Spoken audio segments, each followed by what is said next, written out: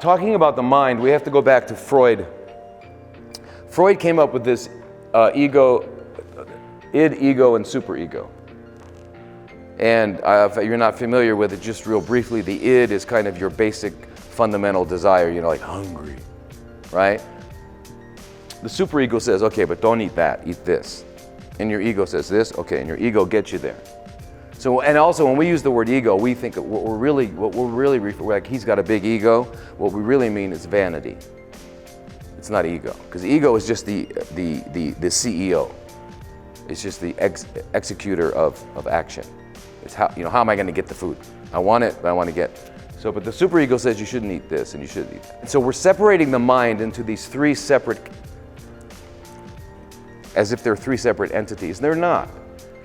It's just that if you, there's three different processes that they're separating just so you can talk about it. So understand that the terms don't mean that somewhere there's located an id and somewhere there's an ego and somewhere there's a superego. These things are just terms that we use. And this all, the same goes for the mind, body, and spirit.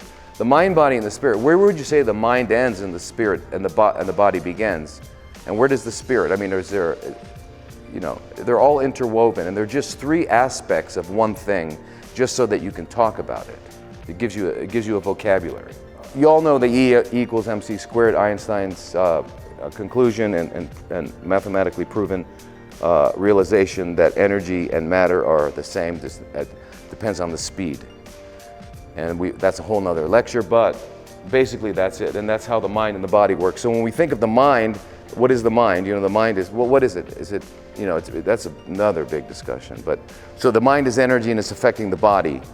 But you know, when you get down to it, you really find out that what energy and matter are the same thing. So it's really a difficult thing to talk about.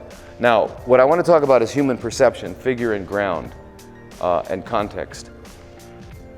We don't think about the context. We don't think about the ground. We think about the figure. When we look at a picture, you know, artists know this. An artist knows that if something is bigger, if they make it bigger, it actually looks closer. And they know, you know, bigger than the rest. So anyway, something out of context has no meaning. If I'm walking like this and you took away everything, I would just be going like this. You know, without context, it's meaningless. And we have to understand that's something that we don't quite understand in the way we live our lives and the way we perceive things. But everything requires context. Now, an artist also knows that because they take great pains to draw the background. You know, to draw the mountain that the rabbit is running up. You know. Now. The physical universe, also known as the phenomenal universe, exists in polarities. Okay? And what I mean by that is that up has no meaning without down. And a front has no meaning without a back. You understand? They give each other meaning and existence.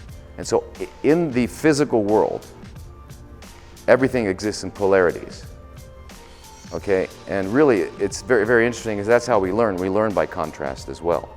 But that's how it is. The